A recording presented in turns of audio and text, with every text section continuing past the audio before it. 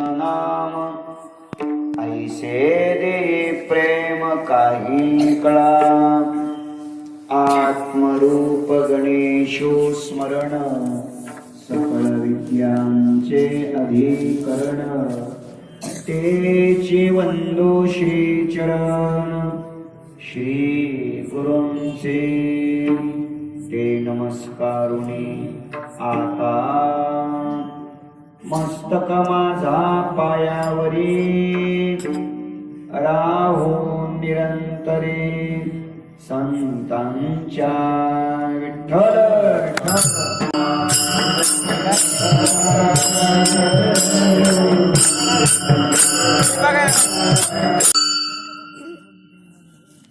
जळो आता नावरूप माझे पाप गाठीचे संताची आचरण रजे उतरूचे मातीचे अनंत कृपा विभूषित विश्ववंद्य विश्वसंत संत श्रेष्ठ जगद्गुरु श्री तुकोबाराय यांच्या अभंग गाथेतील 4 चरणाचा अभंग शिवेकरिता घेतलेला आहे. या अभंगाच्या द्वारा संत श्रेष्ठ जगद्गुरु श्री तुकोबाराय संत कृपेचा परिहार भगवत सुखाच्या प्राप्तीची अनुभूती या अभंगातून विशद करतात. विठ्ठल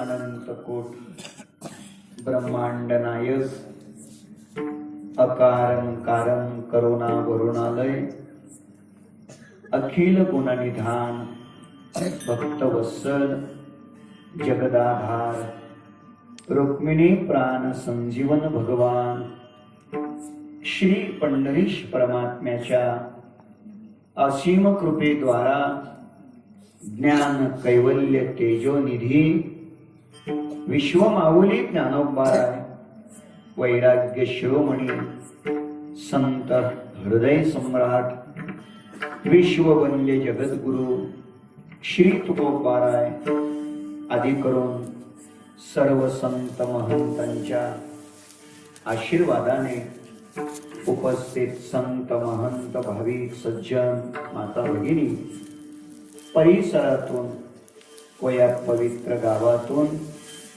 हजर असलेले वारकरी संप्रदायातील ज्येष्ठ श्रेष्ठ अध्वर्यू कीर्तनकार प्रवचनकार टाळकरी वृंद गायनाचार्य मृदंगाचार्य आणि आपण देवरूप श्रोतृवर्ग या सर्वांच्या पवित्र उपस्थितीमध्ये भगवान मर्यादा पुरुषोत्तम रामप्रभूच्या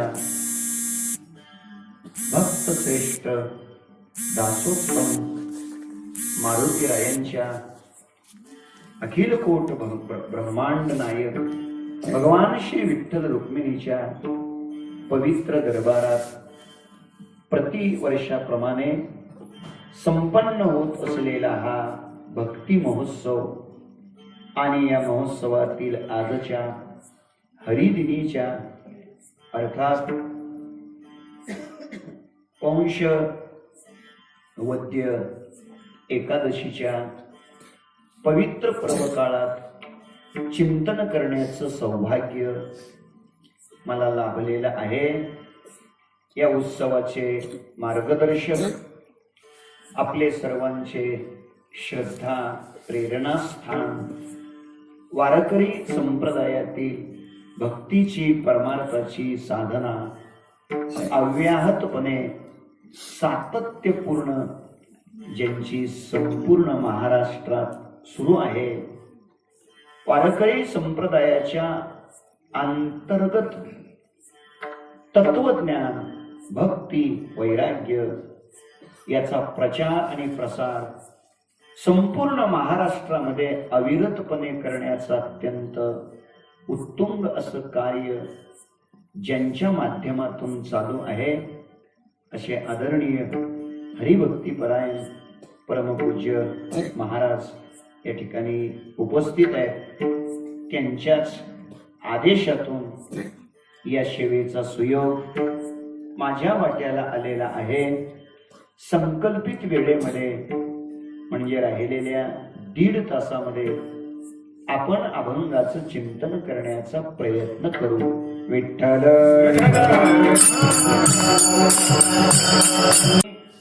संप्रदायातील जे होतकरू आहेत, जे तरुण आहेत, वारकरी संप्रदायाची जे निष्ठेने सेवा करण्याचा प्रयत्न करत आहेत, अशा तरुण मुलावरती प्रेम करणं आणि त्यांना वारकरी संप्रदायाच्या सेवेची अधिकाधिक संधी देणं हे त्यांना आवडत असल्यामुळे त्यांनी मला या ठिकाणी बोलवलेलं आहे. वास्तविक पाहता मी कीर्तन करण्याकरता उभं राहो आणि त्यांनी टाळ घेऊन उभं राहो अशी माझी मुळीच योग्यता नाही. परंतु पुत्राच्या विजये पिता संतोषत जाये, सुखावत जाये या न्यायाने, किंवा बाळक बापाची ताटी रिगे आणि ते बापा तेची जेवो लागे, की तो संतोष लेने वेगे मुखची ओढवी या न्यायाने आज आपण या ठिकाणी सेवा करत आहोत.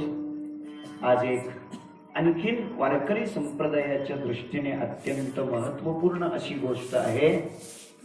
संपूर्ण वारकरी संप्रदायाचा पाया ज्या विश्वमाऊली ज्ञानोबारायांनी रचला, त्या ज्ञानोबारायांची श्री गुरु निवृत्तीनाथ महाराज यांच्या उत्सवाची वारी ती आज श्री क्षेत्र त्र्यंबकेश्वर इथं फार मोठ्या प्रमाणात सुरू आहे. आज वारकरी संप्रदायातला अवघा वारकरी संप्रदाय श्री गुरु निवृत्तीनाथांच्या चरण सानिध्यात दर्शन घेण्याकरिता आणि त्यांची कृपा संपादित करण्याकरिता त्र्यंबकेश्वर इथं पोहोचलेला आहे. ही उत्सव वारी आहे. खरं म्हणजे निवृत्तीनाथांची समाधी सोहळ्याची वारी ही ज्येष्ठवद्य आहे. पण ज्येष्ठवद्य वारीला संपूर्ण वारकरी संप्रदाय विश्वमाऊली ज्ञानोबारायांच्या जगद्गुरु तुकोबारायांच्या पालखी सोहळ्यामध्ये असतो. आणि ज्येष्ठवद्य वारीला त्र्यंबकेश्वरला जाता येत नाही, म्हणून वारकरी शिक्षण संस्थेचे संस्थापक स्वानंद सुखनिवासी गुरुनाम गुरु सद्गुरु जोग महाराज यांनी आणि त्या भागातले जोपुळचे पाटील बाबा त्या काळातले त्यांनी एकत्र येऊन त्या काळातले सगळे वैष्णव गोळा करून त्यावेळेस त्यांनी निर्णय घेतला की आपण ही ज्येष्ठवद्य वारी जी आहे समाधी सोहळ्याची निवृत्तीनाथ महाराजांची ती आपण पौंशवद्यात करत जाऊ. आणि तेव्हापासून तो पौंशवद्य वारीचा एकादशीचा त्र्यंबकेश्वरला निवृत्तीनाथांचा समाधी सोहळ्याची वारी भरते. आज आपण इथूनच आपल्या अंतःकरणातली संवेदना श्रद्धा श्री गुरु निवृत्तीनाथांच्या चरणारविंदी समर्पित करूया आणि त्यांना प्रार्थना करूया, आम्हाला तुम्ही तिथून आशीर्वाद द्या. सकळही तीर्थे निवृत्तीचे पायी तेथे बुडी देई माझ्या मना विठ्ठल विठ्ठल. संत कृपेचा परिणाम भगवत सुखाची अनुभूती याचं चिंतन महाराज या अभंगातून विशद करत आहेत. प्रत्येक जीवाच्या अंतःकरणामध्ये सुखाची लालसा आहे, सुखाची जिहासा आहे. प्रत्येक जीव जीवनामध्ये सुखाच्या अनुभूतीकरिता रात्रंदिवस प्रयत्न करतो. तो जीव कोणत्याही कोटीतला असू द्या, तो जीव म्हटलं की त्याची इच्छा आहे, त्याची लालसा आहे, त्याचा प्रयत्न आहे. त्याचा अट्टहास आहे की जीवनामध्ये सुखाची अनुभूती आली पाहिजे. ऐका, अनादी कालापासून अनेक जन्मापासून जीव सुखाकरिता अहोरात्र रात्रंदिवस भटकतो. थोडं लक्ष द्या. जीव हा अहोरात्र सुखाकरता भटकतोय. सुखाचं परिमाण वेगळं वेगळं असू शकेल, सुखाचं स्वरूप वेगळं वेगळं असू शकेल, सुखाची कारण मीमांसा भिन्न भिन्न असू शकेल, पण सुख पाहिजे आणि सुख मिळालं पाहिजे म्हणून जीवात्मा तळमळ करतो. ही गोष्ट मात्र खरी आहे. लक्ष द्या.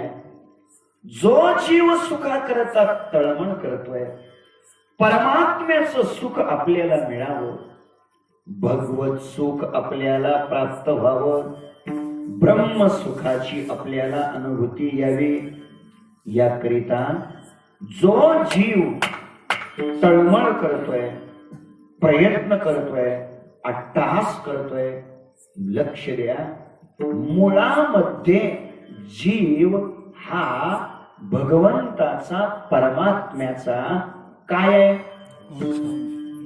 अंश आहे.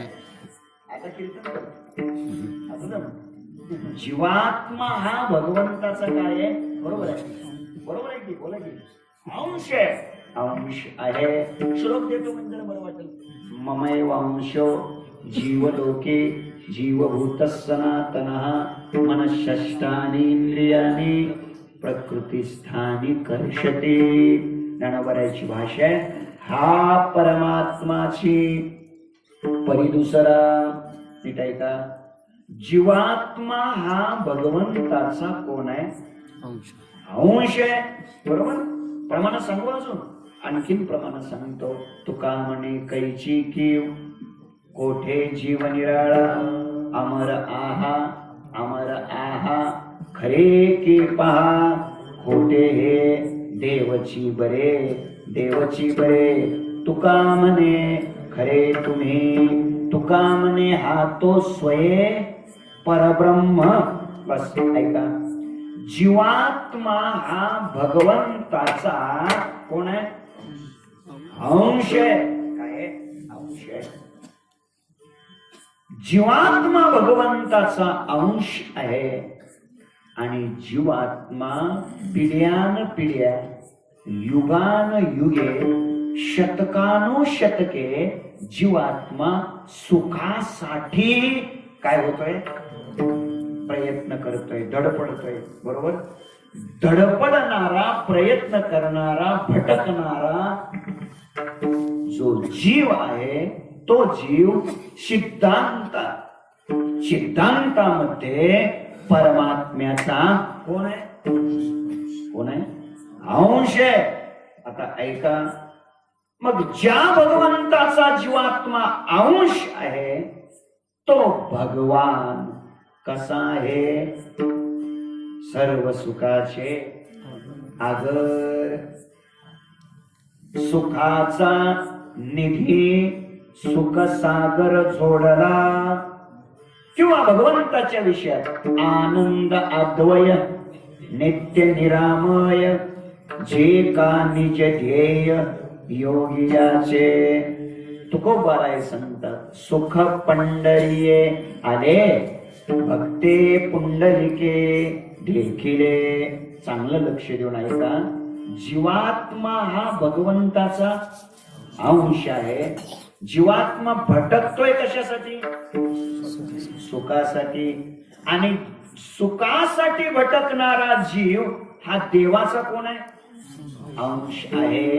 आणि देव तर सुखाचा काय आहे? देव तर सुखाचा गाभाचा आहे ना. सुखरूप ऐसे कोण तुझे सांगा, माझ्या पांडुरंगा सारिखे,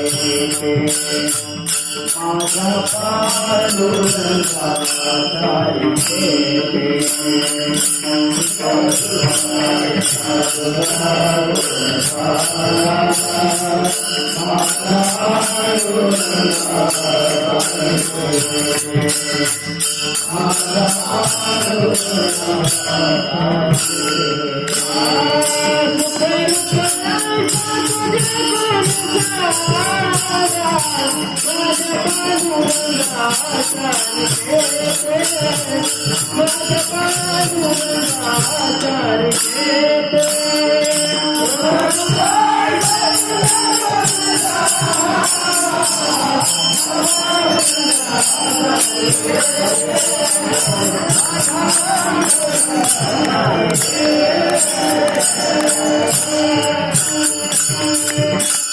सुखरूप ऐसे तुझे कोण सांगा, माझ्या पांडुरंगा सारिखे ते. यो वै भूमा तत् सुखम नालपे सुखम असते.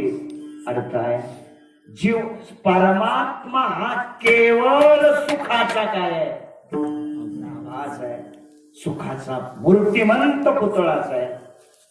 आणि सुख स्वरूप असणारा जो देव आहे त्या देवाचाच जीवात्मा काय आहे, अंश आहे.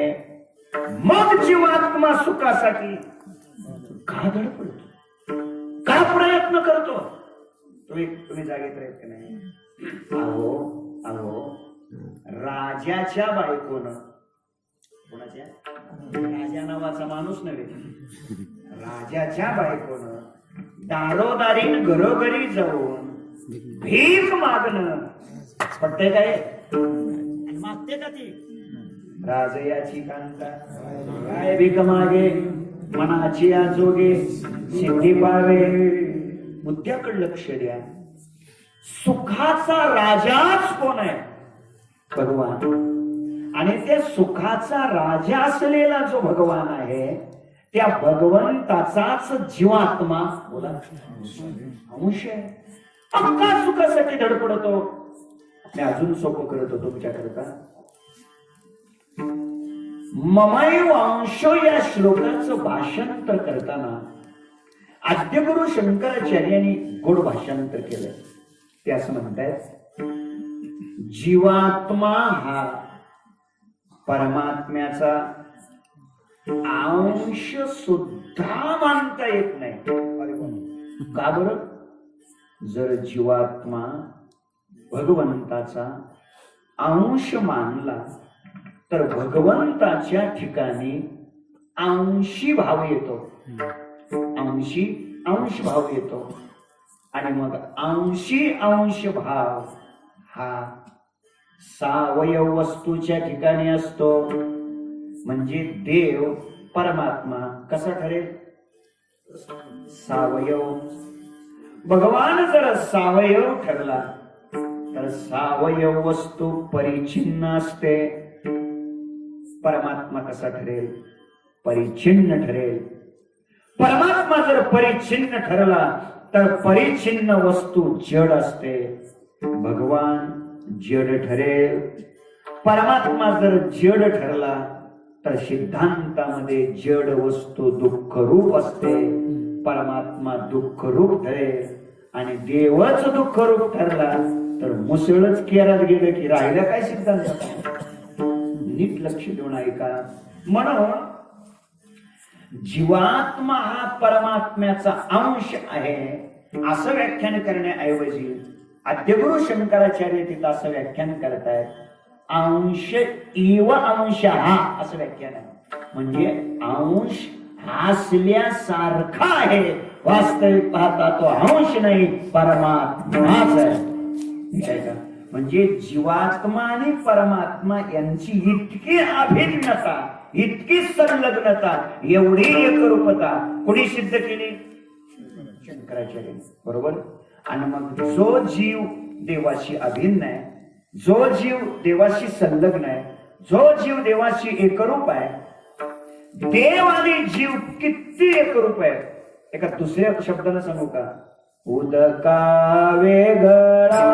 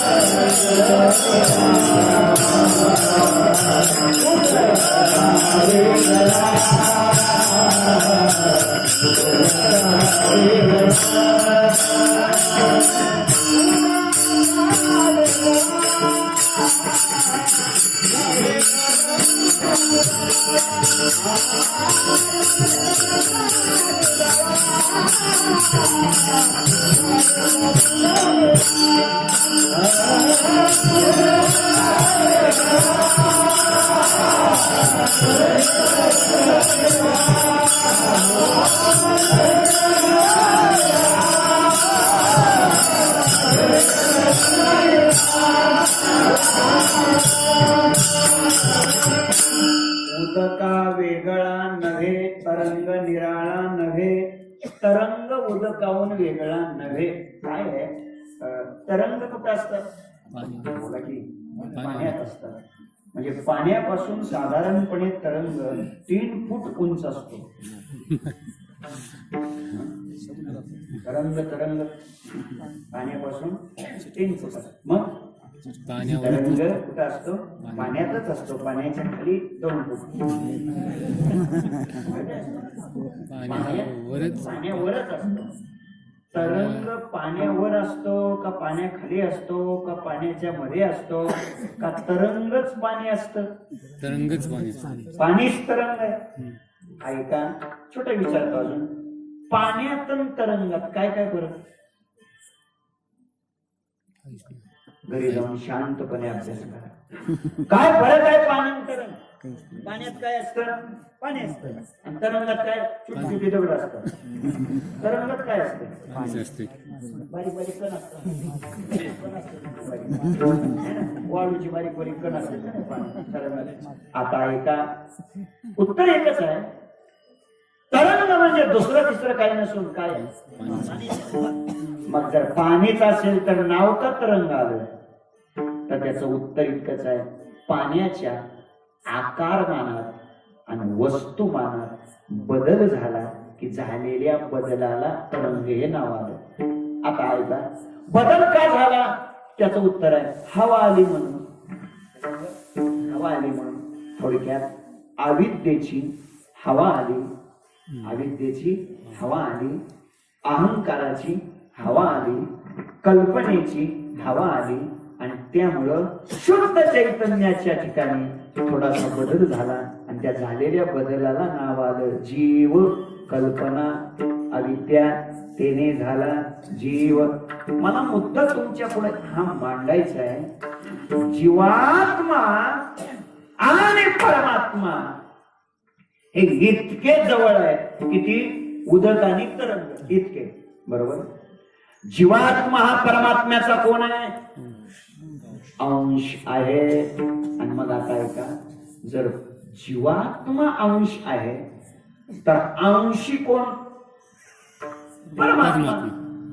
आणि मग व्यवहार असा आहे, शास्त्र असं आहे, अनुभव असा आहे, जी शक्ती अंशी मध्ये असते, जे सामर्थ्य अंशी मध्ये असतं, जी ताकद, जे गुणधर्म अंशी मध्ये असतात, तेच गुणधर्म, तीच शक्ती, तेच सामर्थ्य अंशात असतं. सोपं करतो. तुम्हाला मीठ माहिती आहे? मीठ हो पाहिजे. विहिरीच्या पाण्यापासून मीठ बनतं का समुद्राच्या पाण्यापासून? हा, समुद्राच्या पाण्यापासून मीठ बनतं. आता ऐका, समुद्र हा चवीनं तिखट असतो का आंबट असतो? समुद्र खारट असतो. वा, खारट असतो. आणि त्या समुद्रापासून बनलेलं जे मीठ आहे, ते मिठाचे जे छोटे छोटे छोटे छोटे खडे आहेत है ना, ते खडे मात्र चवीनं गोड असतात.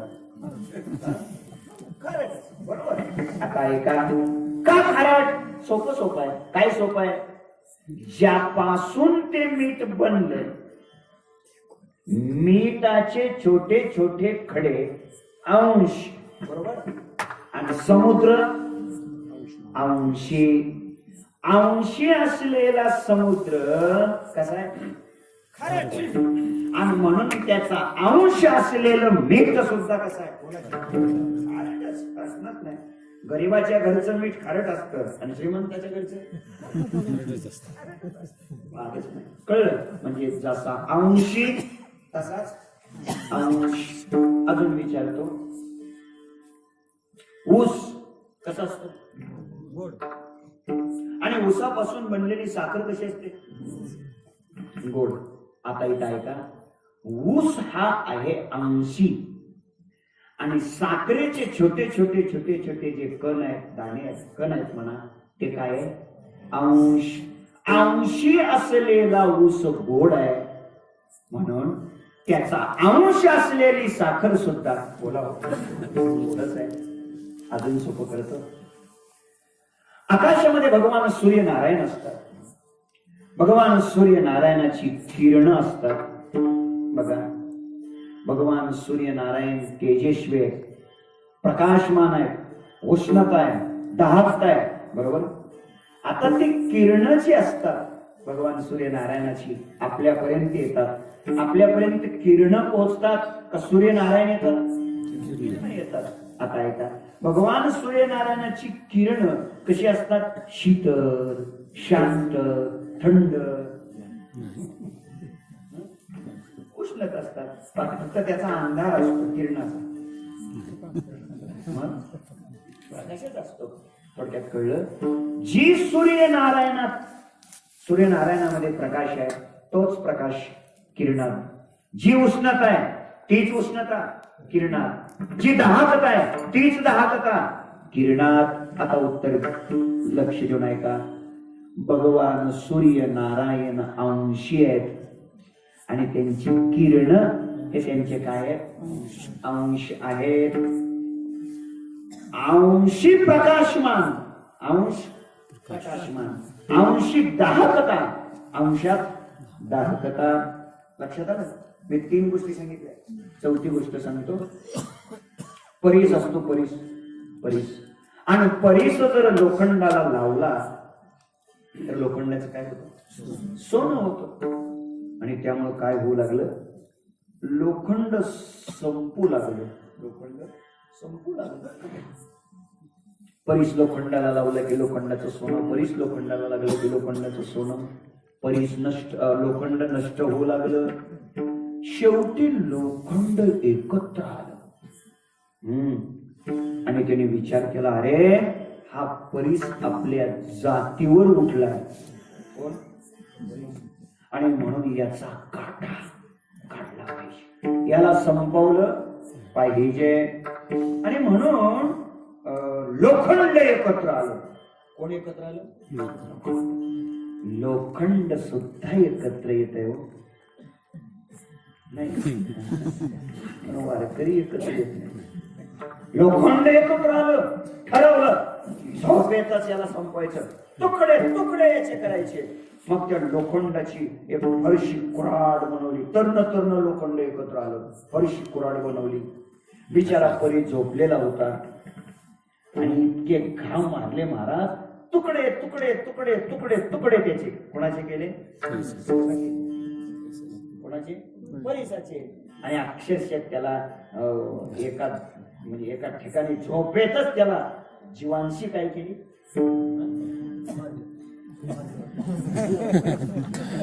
काय झालं? का जे मिळतीये प्रसंगी सोनेची होईल. मला तो मुद्दा नाही द्यायचा, मला मुद्दा थोडा वेगळा द्यायचा आहे. त्या फरशी कुऱ्हाडीने त्या परिसाचे छोटे छोटे छोटे छोटे तुकडे केले, बरोबर. आता ऐका, त्याच्यातला एक छोटासा तुकडा चुकून उडून येऊन आपल्याला सापडला आणि तो तुकडा जर आपण घरावरच्या पत्र्याला लावला काय होईल? सोनेच. का बरं? त्याचं उत्तर आहे संपूर्ण परिस, पूर्ण परिस. परिस हा आहे अंशी आणि त्याचे छोटे छोटे तुकडे हा काय? अंश. पण मुख्य परिस, मूळ परिस, त्याच्यात सामर्थ्य कोणतं आहे? लोखंडाचं सोनं करायचं. आणि तेच सामर्थ्य त्या छोट्या छोट्या अंशात सुद्धा आहेच. 4 दृष्टांतातून मला वाटतं तुमच्या हे आता चांगलं लक्षात आलंय. काय? जे सामर्थ्य, जी शक्ती आणि जो गुणधर्म अंशी मध्ये असतो, तेच सामर्थ्य, तीच ताकद, तीच शक्ती, तोच गुणधर्म अंशात असतो. पटलं नाही? मग आता उत्तर द्या. आपल्या चिंतनात अंशी कोण आहे? देव, परमात्मा. आणि अंशी असलेला देव परमात्मा सुखरूप आहे का दुःखरूप? सुखरूप. सुखाचा गावाच आहे. कितीतरी प्रमाण पाठ आहेत आपले.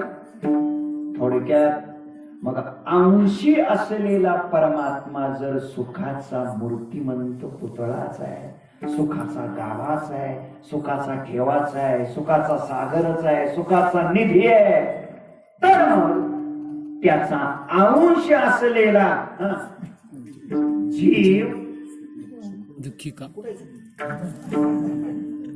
सुखी असायला पाहिजे, हे माझं म्हणणं आहे. सुखी असायला पाहिजे. पण सुखी आहे का? रोज भटकतोय का नाही? रोज एक गाव, रोज एक गाव.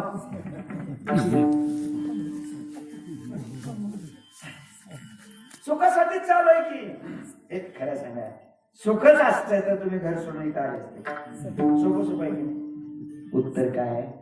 जर मग अंशी असलेला परमात्मा जर सुखरूप आहे, तर अंश असलेला जीवात्मा सुखासाठी का धडपडतो, का प्रयत्न करतो, तो का सुखी होत नाही, त्याला का सुख मिळत नाही, याच चिंतन आपल्याला आज काय करायचंय, करावं लागणार आहे चिंतन. हे काय का जीवाला सुख मिळत नाही का? मिळतंय, पण ते शाश्वत सुख मिळत नाही, खरं सुख मिळत नाही, अविनाशी सुख मिळत नाही. सुख आहे की? तुकोबाराने बोललंय, सुख पाहता पाळे आहे, थोडा आहे नाही प्रभात. महाराज सांगतात, किंचित सुखाचा धरिला विलास, तेने झाला नाश बहु पुढे. नीट ऐका, आपल्याला मिळणार जे सुख आहे ना, बरं का, ते सुख असं आहे, त्याला मागे आश्रय असतो आणि पुढं विषय असतो. मागचा आश्रय संपला, सुख संपलं, आणि पुढचा विषय संपला, सुख संपलं. आपल्याला मिळणारं जे सुख आहे ते आश्रयावर आणि विषयावर अवलंबून आहे. आश्रयाचा नाश पडोनी गेली या भिंती, चित्राची होय माती. भिंतीच्या आश्रयानं चित्राचं सुख आहे. भिंत संपली, चित्र संपलं की म्हणजे संसारातली मिळणारी जी सुख आहेत ही आश्रयावर आणि विषयावर अवलंबून आहेत. जीवनामध्ये ते सुख असलं पाहिजे की ज्या सुखाला आश्रयही नाही आणि ज्या सुखाला विषयही नाही. विषयाशिवाय, आश्रयाशिवाय जे सुख आहे ते सुख जीवनात मिळलं पाहिजे, जीवनामध्ये ते सुख मिळालं पाहिजे की जे सुख सत्य आहे, जे सुख अविनाशी आहे, जे सुख रूपरहित आहे, जे सुख नामरहित आहे. जगद्गुरु तुकोबारायांना जे सुख हवं आहे, जे सुख आवश्यक आहे, ते सुख कसं आहे, त्या सुखाला रूपही नसलं पाहिजे, त्या सुखाला नावही नसलं पाहिजे, आणि ते सुख हे सत्य असलं पाहिजे. अशा सुखाची याचना जगद्गुरु तुकोबाराय करतात. ते सुख कसं असू शकतं याचं उत्तर सेवेकरिता घेतलेल्या अभंगाच्या शेवटच्या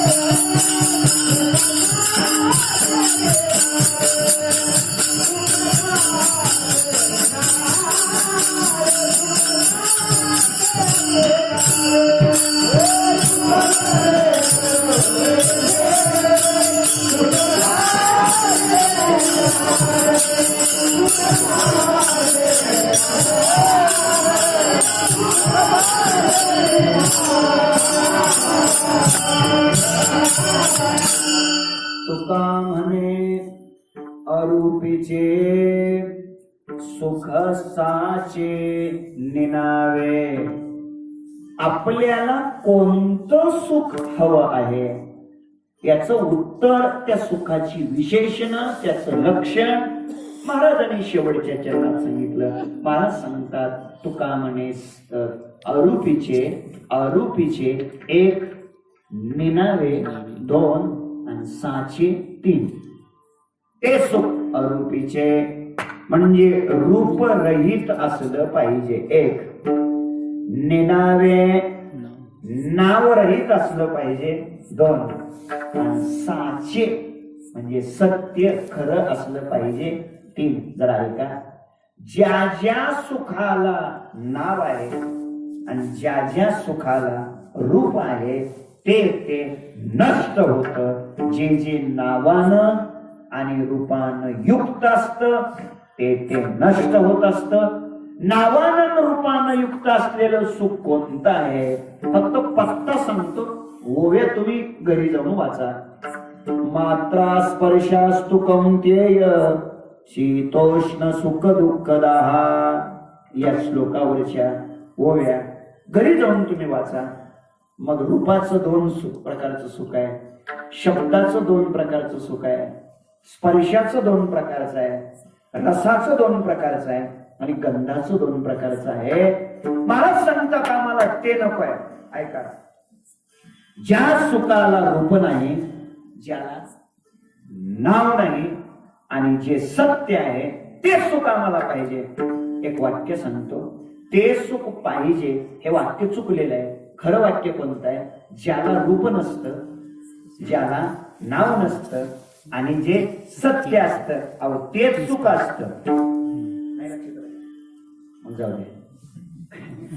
जे रूपरहित नामरहित आणि सत्य असतं असं जे तत्व असतं तेच तर सुख असतं. लक्षात ठेवा, तेच खरं काय आहे, सुख आहे. हे काय, प्रत्येक माणसाला वाटतं आपल्याला सुख मिळावं, बरोबर? आणि कसलं सुख मिळावं नीट ऐका. प्रत्येकाची अपेक्षा असते एक, आपल्याला मिळणार सुख खरं असलं पाहिजे. पहिली गोष्ट काय, खरं असलं पाहिजे. आणि दुसरी एक अपेक्षा असते माणसाची, कोणती, आपल्याला मिळणार सुख टिकाऊ असलं पाहिजे. टिकाऊ म्हणजे टिकाऊ असावं, टाकाऊ नसावं. ऐकताय का तुम्ही? म्हणजे मिळणार सुख खरं असावं. हे दुसरी गोष्ट ते कायम टिकावं. दोन, खरं असावं. आता गृहीत करा, कीर्तन झाल्यानंतर मी तुम्हाला प्रत्येकाला, कीर्तन झाल्यावर तुम्ही दर्शनाला या, मी तुम्हाला प्रत्येकाला 1000 रुपयाची नोट देणार.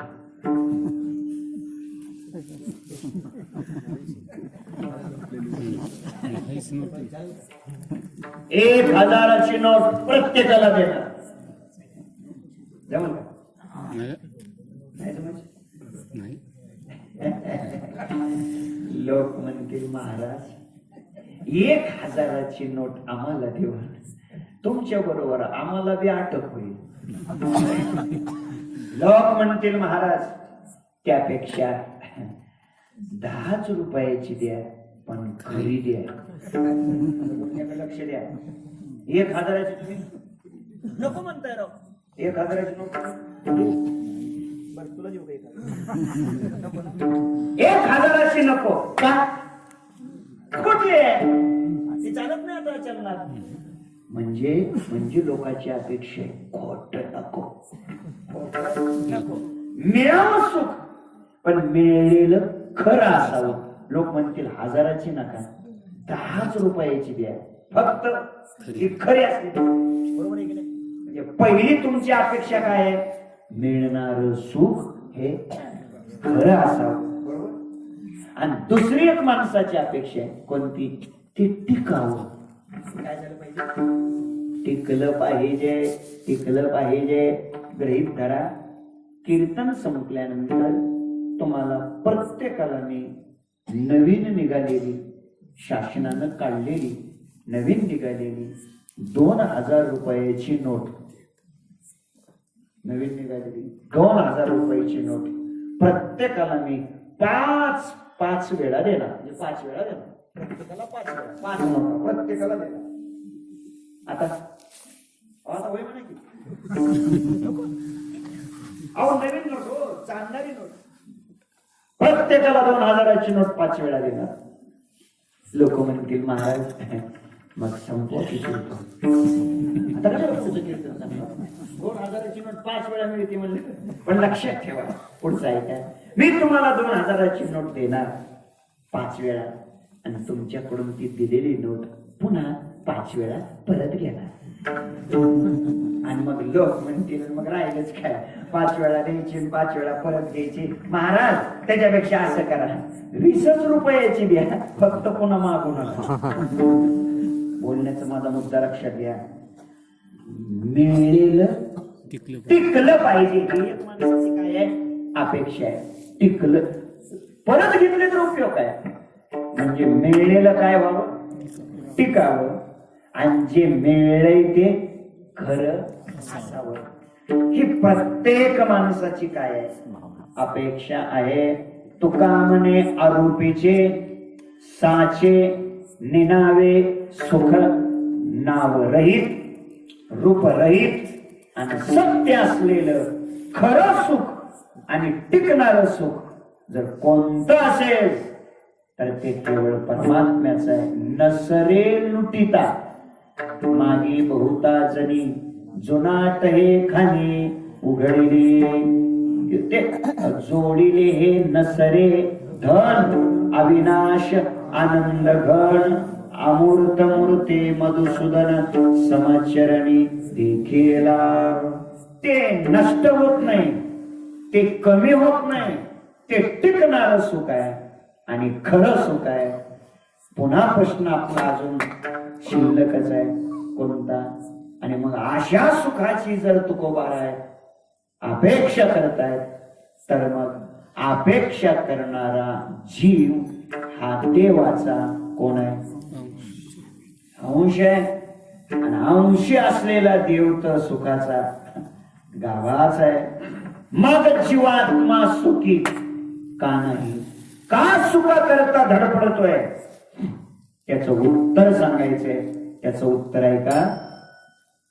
उत्तर असं आहे, एका मुलाला आपल्या वडिलांनी सांगितलं, त्याच्या वडिलांनी सांगितलं, दादा जा आतल्या घरामध्ये कोपऱ्यातलं जे कपाट आहे ना लाकडी, त्या कपाटामध्ये आतल्या कप्प्यामध्ये एक छोटीशी लोखंडाची पेटी आहे. डबी म्हणा, पेटी म्हणा, लोखंडाची पेटी आहे छोटीशी, आणि त्याच्यामध्ये परीस ठेवलाय, तेवढं घेऊन ये. गेला मुलगा गेला. ते लाकडाचं कपाट उघडलं आणि त्यातली ती छोटीशी लोखंडाची काय घेतली त्यानं? पेटी घेतली. कारण त्या लोखंडाच्या पेटीमध्ये काय होता? परीस होता. त्या लोखंडाच्या पेटीमध्ये काय होता? परीस. परीस परीस कशामध्ये होता? त्या लोखंडाच्या पेटीमध्ये होता. किती वर्ष झालं कीर्तन आहे? कसं राहील लोकांना?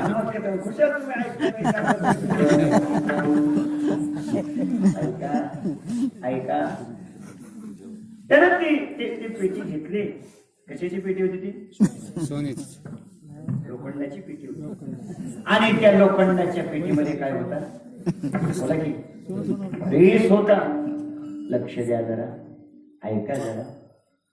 एक तर ती पेटी कशाची असली पाहिजे? सोन्याची असली पाहिजे.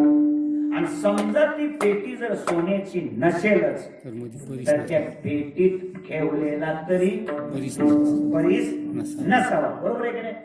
एक तर परीस तरी नसेल, नसता ती पेटी तरी सोन्याची असेल. पेटी तरी नीट आहे का? नीट आहे. पण गंमत अशी झाली होती, त्या मुलानं ती पेटी घेतली, तर अक्षरशः ती पेटी कशाची होती? लोखंडाची. ती पेटी कशाची होती? लोखंडाचीच होती. आणि ऐका, त्या लोखंडाच्या पेटीत काय होता? परीसच होता. आणि खरंच सांगतो तुम्हाला, खरंच सांगतो, प्रत्येक लोखंडाच्या पेटीत परीसच आहे. तुम्ही जागे नाहीत वाटत. आता इथे आलेल्या ह्या सगळ्या पेट्या कशाच्या? लोखंडाच्या. आणि आता ह्या सगळ्या पेट्यामध्ये परीस नाही का? बोला खिरा. पण या सगळ्या पेट्यामध्ये कोण आहे? परीसच आहे का नाही? एरवी सर्वांचे मी अमुक आहे, जे बुद्धिस्पे अहर्निशी ते वस्तुगामी सर्वा घटी. म्हणजे या सगळ्या पेट्या काय आहे? परीस आहे का नाही? परीस आहेच का नाही? आणि सगळ्या पेट्यात परीस असून सुद्धा या सगळ्या पेट्या, हे काय रहस्य? तुमच्याच तोंडानं तुम्हीच कबूल करताय की सगळ्या पेट्यात परीस, आणि तुम्हीच कबूल केले तरी सुद्धा या पेट्या कशाच्या? हे का? असं का घडतं? गंमत आहे महाराज. त्यानं ती पेटी अशी घेतली, बापाच्या जवळ आला, ती पेटी अशी उघडली. पेटी कशाची होती? लोखंडाची. आणि पाहतोय आतमध्ये, तर तो काय आहे? परीस. काही धक्का बसत नाही का तुम्हाला? परीस असून सुद्धा पेटी लोखंडाची. त्याच कारण आहे, कारण आहे का, ती पेटी लोखंडाचीच होती. त्या पेटीत परिसच होता. तुम्ही म्हणाल मग पेटीत जर परिसाचा असेल तर पेटी कशी काय लोखंडाची राहिली? त्याचं कारण आहे, तो परिस प्लॅस्टिकच्या कागदात गुंडाळलेला होता. कारण त्यावेळेस काय प्लॅस्टिक बंदी झालेली नव्हती. नीट आहे का? तो परिस गुंडाळलाय कशात? प्लॅस्टिकच्या कागदात गुंडाळलाय. आणि मग आता ऐका, कागदामध्ये गुंडाळून म्हणजे आवरणाच्या आत जर परिस असेल आणि तो लोखंडाच्या पेटीत ठेवलेला असेल तर साधारणतः किती पिढ्या तो ठेवल्यावर ती पेटी लोखंडाची सोन्याची होईल? बोला की राव. होऊच शकत नाही. कारण त्या पेटीच्या आणि त्या परिसाच्या मध्ये काय आहे? प्लॅस्टिकचा कागद आहे. आणि मग जोपर्यंत तो मधलं आवरण कागद शास्त्राच्या परिभाषेत प्रतिबंध जोपर्यंत आपण बाजूला काढणार नाही तोपर्यंत पेटी काय सोन्याची होतच नाही. किती कीर्तन आहे का? त्याकरता आपण तो कागद काढून काय केला पाहिजे? फेकून दिला पाहिजे. ते मधला प्रतिबंध संपला पाहिजे. आवरण काढलं पाहिजे. शास्त्राच्या भाषेत आवरणाचे 3 प्रकार आहेत. एक असत्वापादक आवरण, दुसरं आभानापादक आवरण आणि तिसरं आनंदापादक आवरण. आपलं ऐकून जा, नाही देण्यात राहिलं तर चालते. असत्वपादक आवरण हे परोक्ष ज्ञानाने जातं. आभानापादक आवरण हे अपरोक्ष ज्ञानाने जातं. आणि आनंदापादक आवरण हे भक्तीनं जात.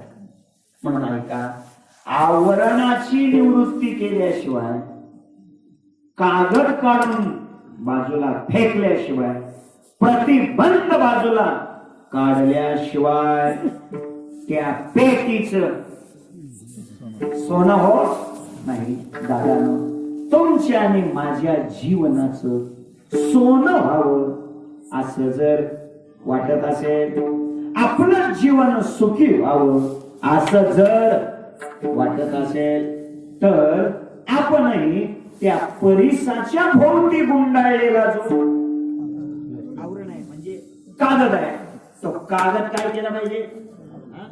काढला पाहिजे. काढून काय केला पाहिजे? फेकला पाहिजे. नाही, फेकायचं नाही. फेकून दिलेला कागद, टाकून दिलेला कागद म्हणजे ते आवरण, की ज्या आवरणामुळं, ज्या कागदामुळं, ज्या प्रतिबंधामुळं आपल्याला सुखाची अनुभूती घेता आलेली नाही. तो कागद, ते आवरण, तो प्रतिबंध केवळ काढून फेकून नाही द्यायचा. कारण आहे, फेकून दिलेला कागद पुन्हा हवेनं वाऱ्यानं झुळूक आल्यावर परत पुन्हा तो कागद येण्याची काय आहे शक्यता आहे?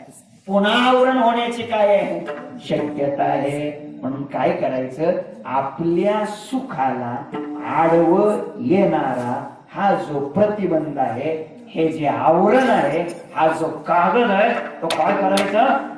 जाळून टाकायचा. तुकोबारा आहे हाच अभिप्राय अभंगाच्या पहिल्या चरणात.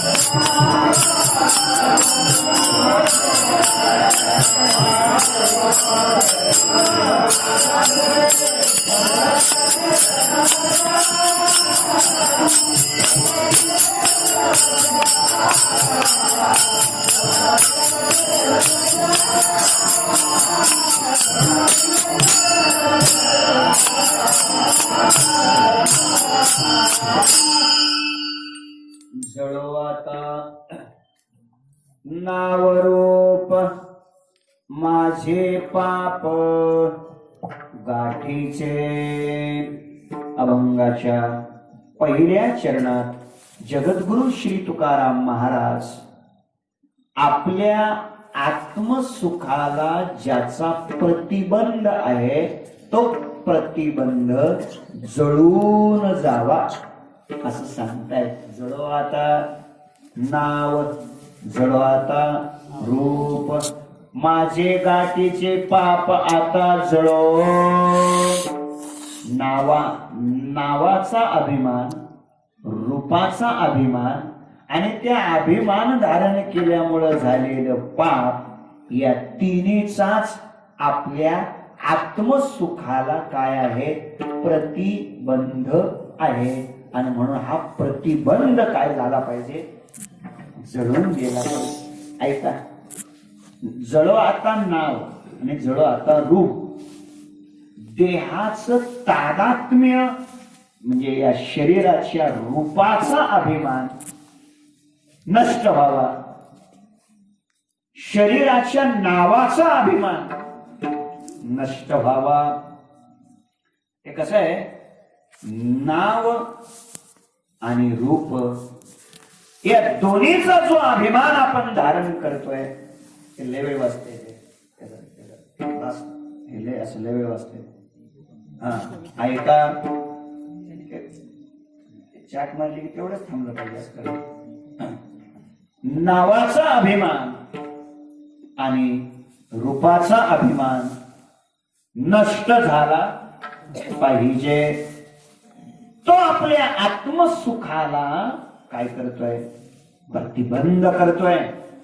त्यामुळं सुखाची अनुभूती आपल्याला येत नाही. तुकोबारायचं बोलणं आहे. भगवत सुखाला जे जे आडवं येत आहे ते काय झालं पाहिजे? जळून गेलं पाहिजे.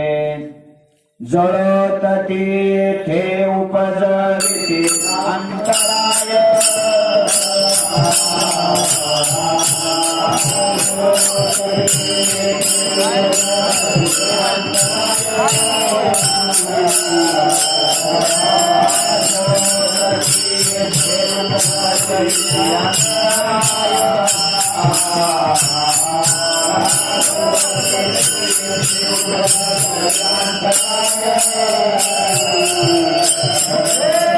Hey,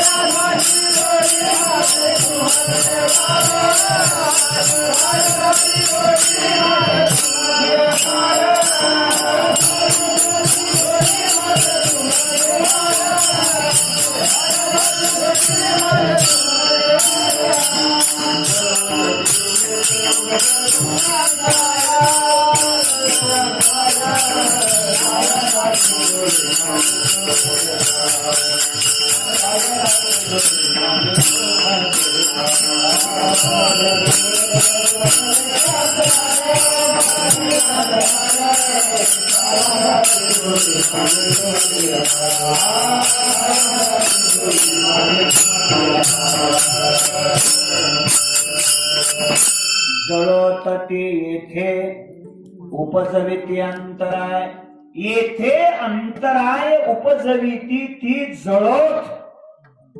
भगवंताच्या भक्तीला, भजनाला, परमार्थाला जे जे हाड येतात ते सगळं काय झालं पाहिजे?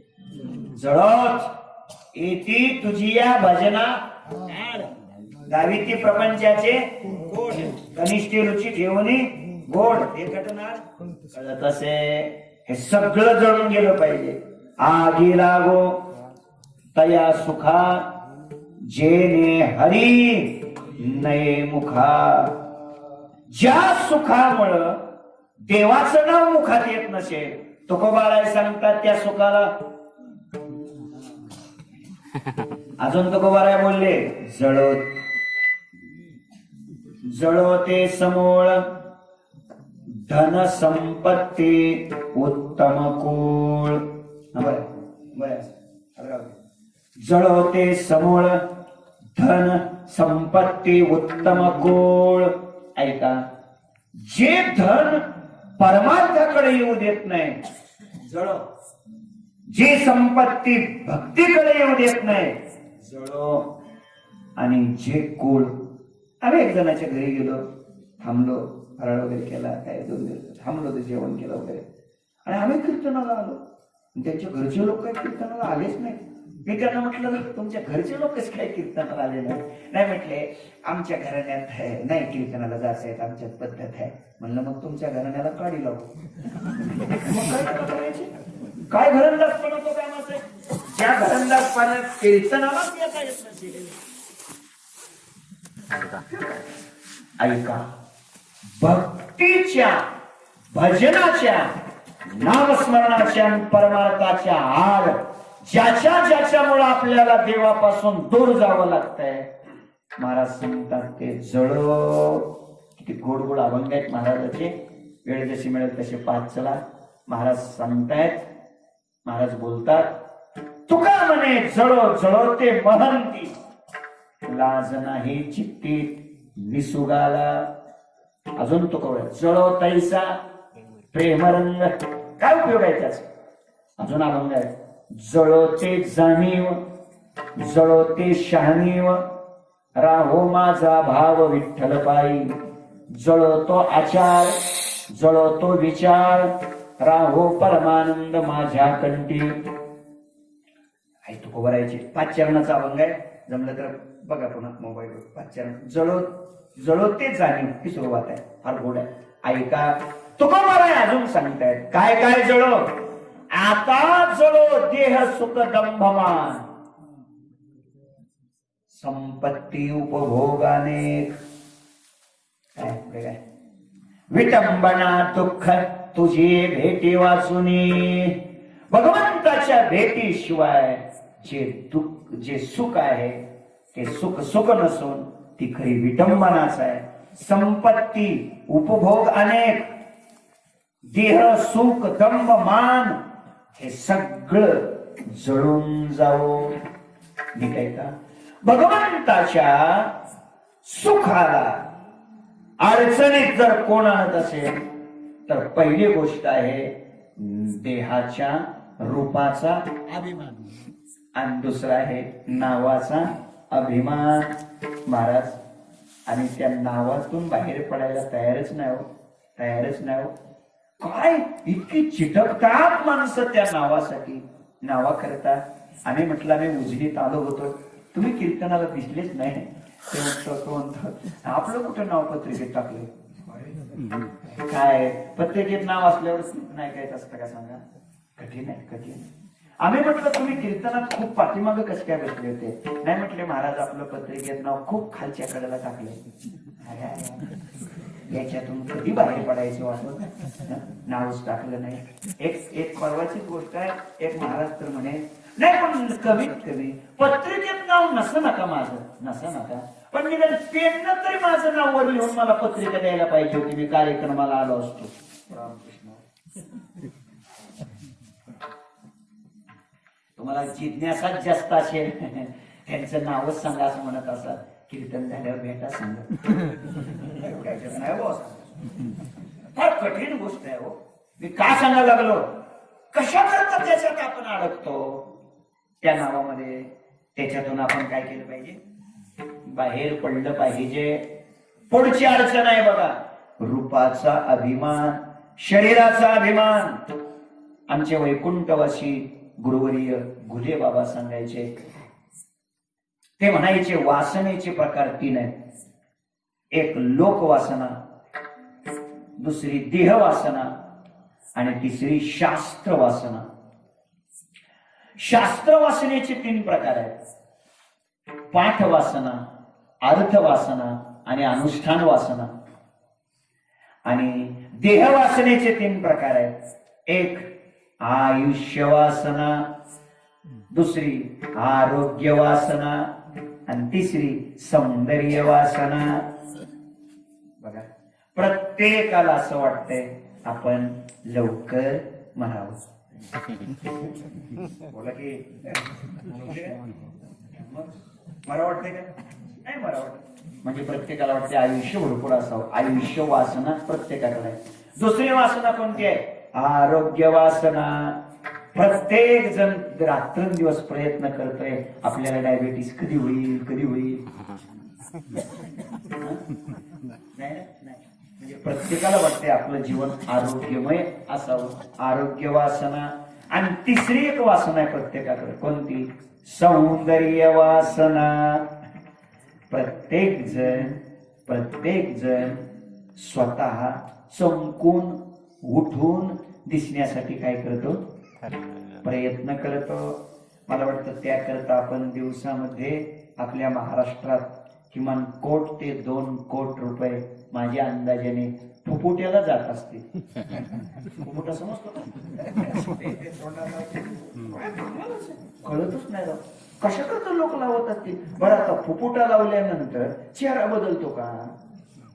जर चेहरा बदलत असता तर ज्ञानोबरेने ओवी लिहिली असते का ललाटीचे लिहिले नमोडे काही केले तेवी काळे गोरे पण धुतले फिटो नेणे लिहिलं असतं का.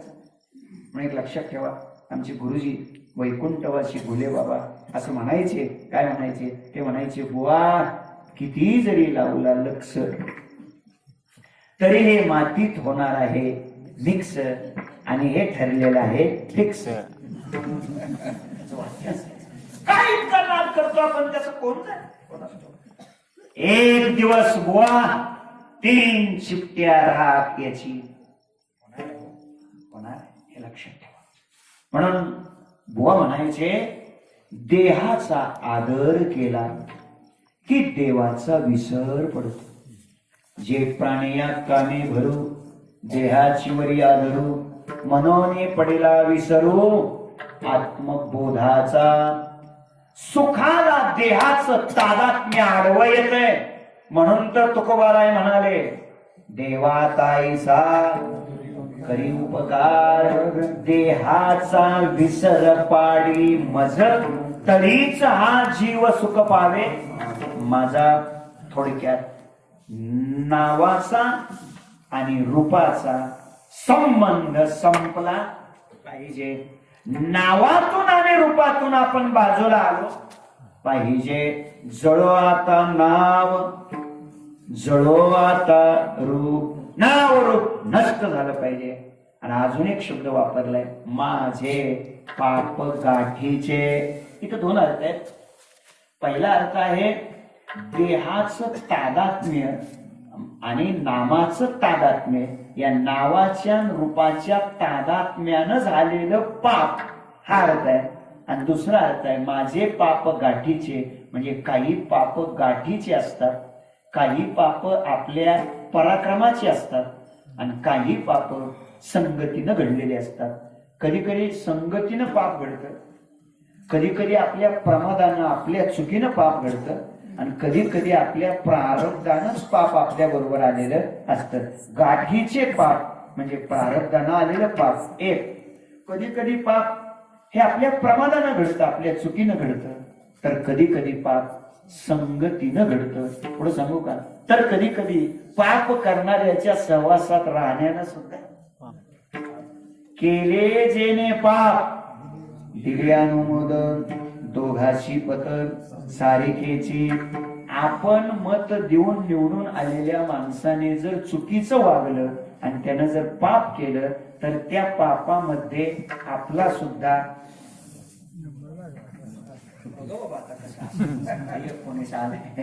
हे लक्षात असू द्या.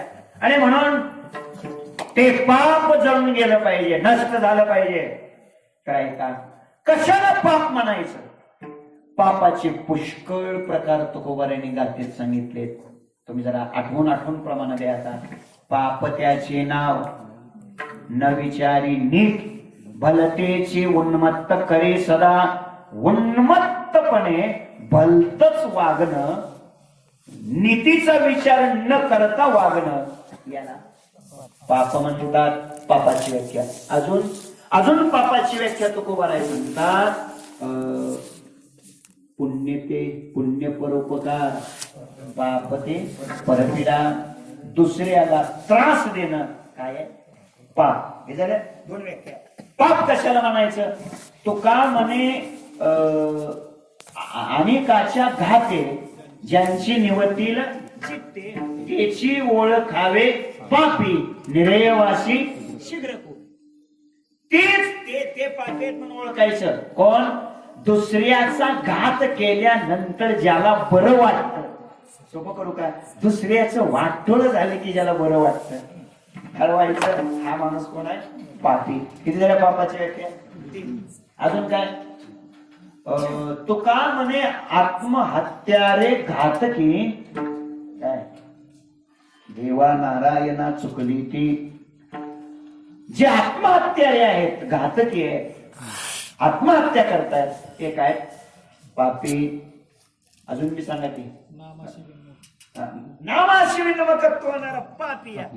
भगवंताचं नामचिंतन करत नाही, काय आहे? पाप. आठवलं होतं तरी आता गेलं. तुका म्हणे पाप माय नावडेच्या बाप. पापाची व्याख्या चालली बरं का. आता तुम्हाला घरी गेल्यावर वेळ मिळेल का? जरा गाथा उघडून बघा. व्याख्यात म्हणा. तुका म्हणे पाप माय नावडे ज्या बाप. याचे दोन अर्थ. ज्याला आई आणि वडील आवडत नाहीत तोच तेच पाप आहे, तोच पापी आहे. आणि त्याचा दुसरा अर्थ माय नावडे ज्या बाप, म्हणजे मायबाप असलेला भगवान पांडुरंग परमात्मा ज्याला आवडत नाही, तुका म्हणे तेची पाप. ते पाप आहे. पुष्कळ व्याख्यात पापाच्या. कोणाला आठवत असल्या तर सांगा. आता मुक्त आहे, सांगा कोणाला आठवत. पापाची व्याख्या एखादी आठवली. संताची निंदा करी मुखे जपे. संताची निंदा करी मुखे जपे. खटेला सकळ पापे खटेला सकळ पापे तोचे. खर्चीला सकळ पापे तोचे. झूठ से बड़ा अधर्म मनवाणी से सत्य नीति सब देवों का पूजन करना, माता पिता गुरुओं की सेवा यह तीर्थ से. रामकृष्ण हरी. वा वा. म्हणजे तीर्थापेक्षा श्रेष्ठ काय आहे? आई वडिलांची सेवा करणं हेच तीर्थापेक्षा श्रेष्ठ आहे. यांनी जे सगळं सांगितलं का आता आपण ऐकलं, याच्या उलट वागणं म्हणजे पाप. हे आता जे सांगितलं ना, याच्या उलट वागणं राहणं हेच काय आहे? पाप आहे. आता ऐका, मला अत्यंत आवडलेली तुकोबारायांच्या गाथेतली पापाची व्याख्या सांगतो आणि या विषयातून पुढे सरकतो. अत्यंत आवडलेली. काय गोड महाराजांनी व्याख्या सांगितली. कशाला पाप म्हणायचं? महाराज सांगतात, तुकोबाराय पापाची व्याख्या सांगतात की विठ्ठल विठ्ठल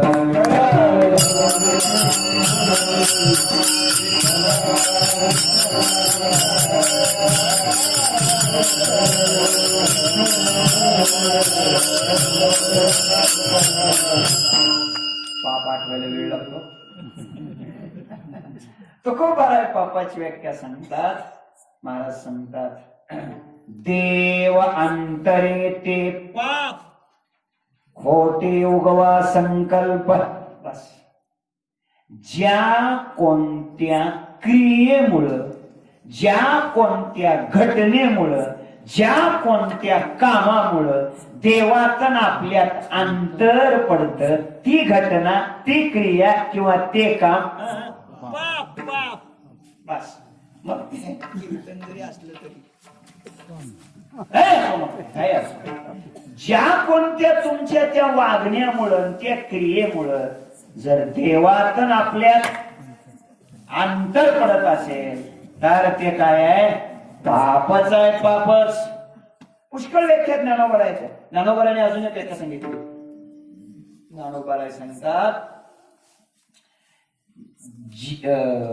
भगवंताच्या भक्तीशिवाय जी जी कोणती क्रिया आपण करतो ती काय आहे? पापच आहे. ज्ञानोबा म्हणतात केवळ पाप नाही, महापाप आहे.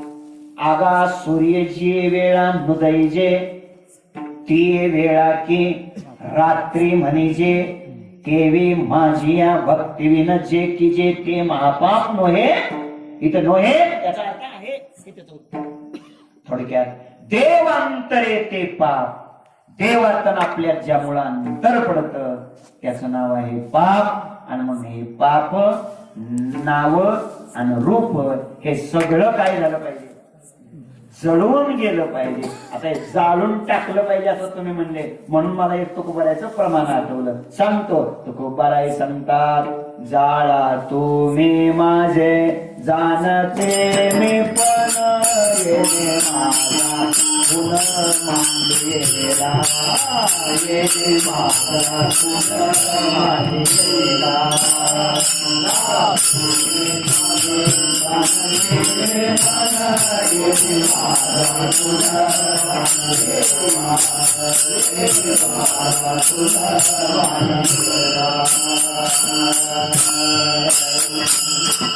जाळा तुम्ही माझे जाणते मी पण येणे माझा खून मांडलेला.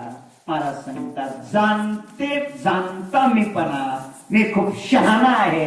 हा शहाणपणा माझा तुम्ही जाळून टाका म्हणतात. कारण या शहाणपणानंच माझं सगळं वाटोळं होऊ लागलं.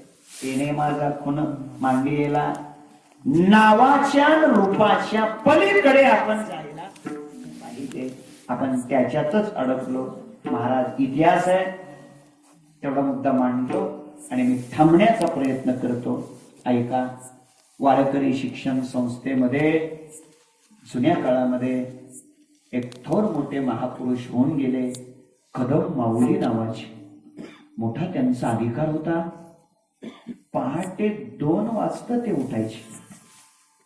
इंद्रायणीचं स्नान करायचे. विद्यार्थी ज्या धर्मशाळेत राहायचे त्या धर्मशाळेच्या उंबऱ्यावर पाणी घालायचे. धर्मशाळेचं दर्शन घ्यायचे आणि त्या धर्मशाळेला प्रदक्षिणा करायची. कुणीतरी त्यांना विचारलं माऊली तुम्ही असं का करता? अहो या धर्मशाळेत तर विद्यार्थी राहतात, ते तर लहान आहेत, मग तुम्ही असं का करता? माऊलीने उत्तर दिलं म्हणे ते लहान आहेत आणि म्हणून त्यांच्या समोर जाऊन मी त्यांचं दर्शन घेतलं तर त्यांना ते आवडणार नाही, त्यांना अवमान वाटेल, उपमर्द वाटेल. हो म्हटले मग म्हणूनच आम्ही तुम्हाला विचारतोय तुम्ही असं उंबऱ्याचं तरी दर्शन का घेता? ते मुलं तर लहान आहेत, शिकते, साधक आहेत. ऐका त्यांनी उत्तर काय दिलं. ते असं म्हणाले हे साधक आहेत, हे लहान आहेत, हे आता अभ्यास करतायत, शिकतायत.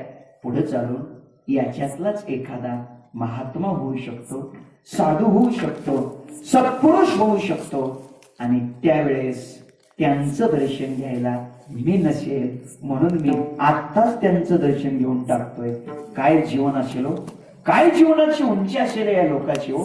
म्हणून एक वाक्य आहे बालादपी सुभाषितम ग्राह्य. हे लक्षात ठेवा. ही उंची आहे हो. त्याच कदम माऊलींच्या जीवनातली घटना आहे. जेव्हा त्यांचा अंतकाळ जवळ आला तेव्हा त्यांच्या काही शिष्याने त्यांना विचारलं, माऊली तुम्ही गेल्यानंतर आणि तुमची समाधी कुठं बांधावी? नंतर बांधणं होतात शिष्याची इकडं तिकडं, सांगा बाबा कुठं बांधावी समाधी? त्याने उत्तर दिलं, माझी समाधी बांधायची नाही. शिष्याने विचारलं, का बांधायची नाही? नाही म्हणतो ना. आपण सांगा ना का नाही बा? हे बघा माझी समाधी जर कोणी बांधाल तर त्याचं वाटोळ होईल. ताकद होती त्यांच्या. शिष्याने सांगितलं, ठीक आहे महाराज, आम्ही तुमची समाधी बांधत नाही, फक्त का बांधायची नाही एवढं सांगा. आता मान्य नाही बांधत, पण का नको सांगा की. जागेत का तुम्ही? ऐकताय ना? ऐका त्याने उत्तर काय दिलं. त्याने असं उत्तर दिलं, अरे माझ्या समाधीची गरजच काय? काय माझ्या नावाची गरज आहे? या महाराष्ट्रात फक्त माझ्या ज्ञानोबारायाचं आणि माझ्या तुकोबारायाचं नाव राहिलं पाहिजे. आमच्या नावाची गरजच काय? माझी समाधी बांधायची नाही. काय जीवन असेल हो? असं म्हणणारे महात्मे कुठं आणि मरायच्या अगोदर समाधीच्या जागा खांदून ठेवणारे कुठं? लोकांनी जागा खांदून ठेवले, काही लोकांनी तर महाराज त्याच्यात बसून सुद्धा बघितले.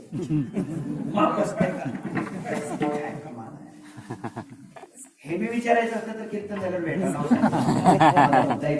कठीण आहे. कोणीकडे आपण चाललोय संप्रदायात हेच कळायला तयार नाही.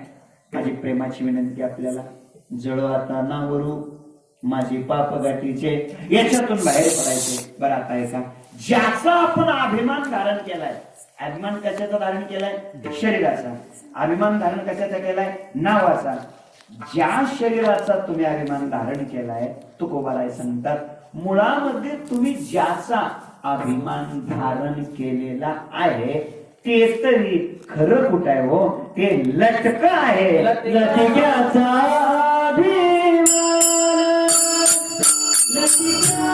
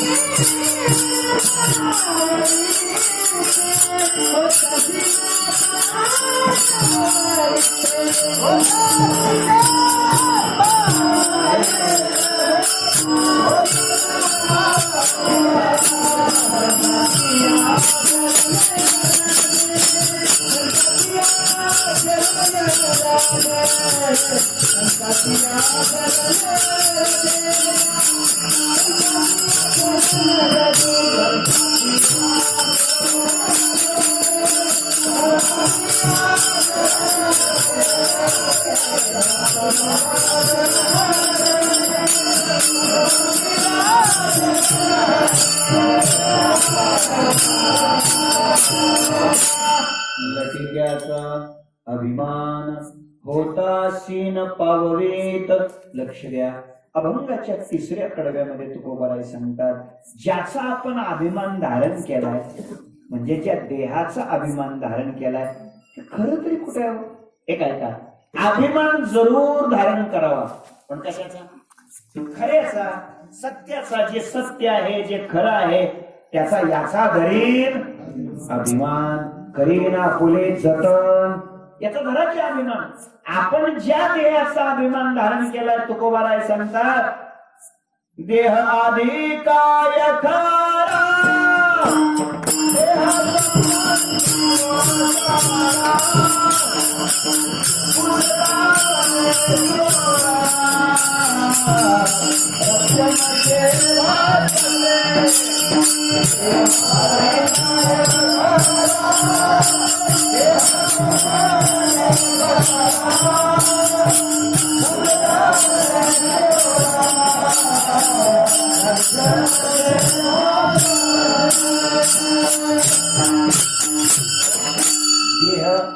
आधी काय खरा.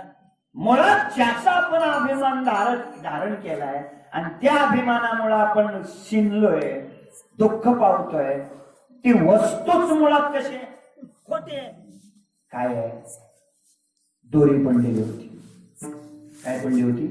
दोरी. हा घाबरला, बापरे साप आहे. आता ऐका, ज्या सापाला तो घाबरलाय तो साप खरा आहे का खोटा? खोटा.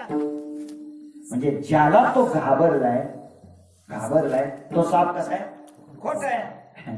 आणि त्याच्या अंगाला आलेला घाम कसा आहे? खरा. हे खरी गंमत आहे. ज्ञानोबाराची ओवी आहे. ज्ञानोबाराय सांगतात, किरडू तरी कापडाचे बरी लहरी येत होती या साचे. काय कमाल आहे. अरे किरडू तर कापडाच आहे, साप तर कापडाचाच आहे, पण अंगाला आलेला घाम करायची. जरा ऐका. तर तुम्ही ज्याला घाबरला, ज्याचा तुम्ही अभिमान धरताय, मुळात ते कसं आहे? लटकाय, खोट आहे. फक्त अडचण ही आहे, आपल्याला ते खोट आहे हे कळत नाही. अडचण आहे. नरदेहायचे निदान अनायाशी लादले जाण संडी अभिमान सांडी अभिमान तेने सुख पाऊस. नरदेहायचे निदान अवचटे काय बोल नरदेहायचे निदान अनायासे पावले जाण सांडी अभिमान तेने सुख पाऊस. नरदेहायचे निदान अनायासे पावले जाण सांडी अभिमान तेने सुख पावशी. झाले अरे मदत झाली मला. मुद्दा इतकाच आहे की सांडी अभिमान तेने सुख पावशी. ज्याचा अभिमान धारण केलाय ते कसं आहे? खोट आहे, लटक आहे. फक्त अडचण ही आहे की लटक आहे हे आम्हाला कळत नाही. हे अडचण आहे. काय असतं बघा, स्वप्न खरं असतं का खोटं असतं? चटकन बघा, खोटं असतं. पण स्वप्न खोटं असतं हे स्वप्नात कळतं का जागा झाल्यावर कळतं? हीच बोंब आहे. जागा झाल्यावर पण काय फायदा आहे हो? हे कधी कळलं पाहिजे? स्वप्नात कळलं पाहिजे. तुम्हाला कळलं लागत नाही कळलं. पण अति महत्वाचं एक वाक्य आठवलं म्हणून सांगून जातो. नीट वाक्य आहे का? स्वप्न आहे हे स्वप्नात कळावं. नाही सांगणं माझं काम आहे. स्वप्न आहे हे स्वप्नात कळावं. स्वप्न आहे हे जागृतीत तर येण्याला बी कळते. त्यात काय विषय? स्वप्नातच कळलं पाहिजे हे स्वप्न आहे म्हणून. ज्या दिवशी आपल्याला हे स्वप्न आहे असं कळेल त्याच दिवशी खऱ्या अर्थानं आपली प्रगती होईल. म्हणून ऐका हे ज्याचा आपण अभिमान धारण केला, ज्या शरीराचा, हे शरीर लटक आहे हे कळलं पाहिजे. तुकोबाराय सांगतात, लटिक येते खेळा.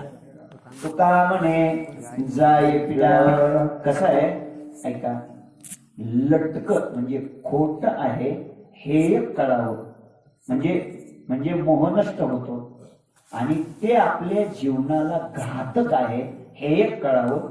म्हणजे त्याचा अभिमान मोह जातो. कसं आहे, मोह जाण्याकरता आणि त्याचा अभिमान सुटण्याकरता ती वस्तू घातक आहे हे एक कळावं आणि ती वस्तू खोटी आहे हे एक कळावं. एवढं कळलं की ही समोरची वस्तू किंवा हा देह ज्याचा आपण अभिमान धारण केलाय, ज्या देहाचा अभिमान धारण केलाय, ज्या वस्तूचा अभिमान धारण केलाय आणि त्याच्यामुळे आपल्याला दुःख मिळतंय, सुख मिळत नाही, तर मग ज्याचा अभिमान आपण पकडलाय, ज्याचा मोह आपल्याला झालाय, ही वस्तू खोटी आहे असं कळलं की मोह नष्ट होतो.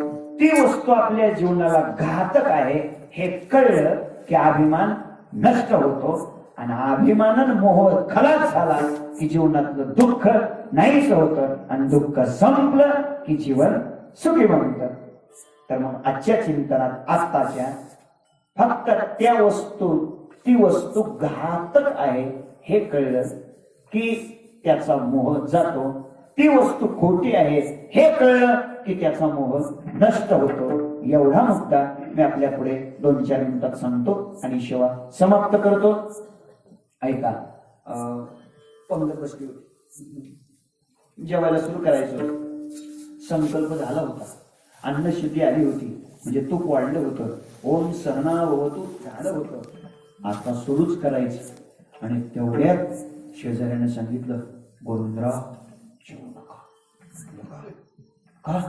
भूक लागली, पोटात आग पडले, जेवू नका. तुमच्या ताटातल्या पदार्थात लाडूत विष आहे, विष. काय बघा ना, मला माशी बसली का त्याच्यावर. तेवढे ते माशी बसली त्या लाडूवर, मिली.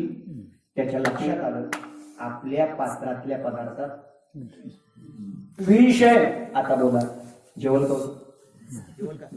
नाही जेवणार का? विष आहे. ध्यानात ठेवा, त्या व्यक्तीला प्रचंड भूक लागलेली होती. 8 दिवसापासून पोटात अन्नाचा कण नव्हता. आता जर त्यानं अन्नाचा एक घास नाही खाल्ला तर तो दुसऱ्याच क्षणाला तो माणूस काय होता? मरणार होता. इतकी भूक त्याला लागलेली होती. आता बोला, खाईल का नाही खाईल? नाही. खाईल.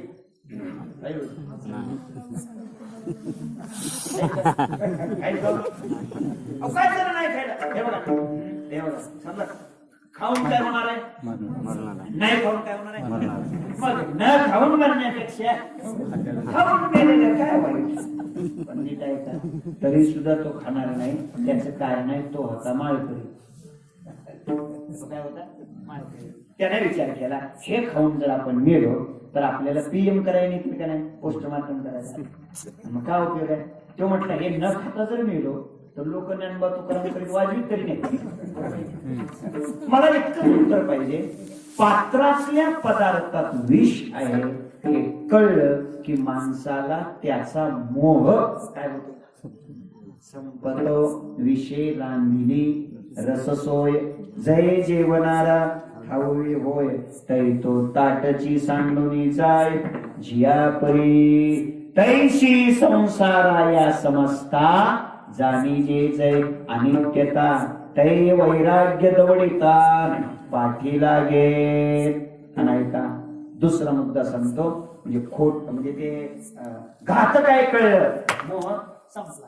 आणि दुसरा मुद्दा सांगतो, खोट आहे हे कळलं की माणसाला त्याचा मोह काय होतो? संपतो. एक भिकारी होता, भीक मागत होता.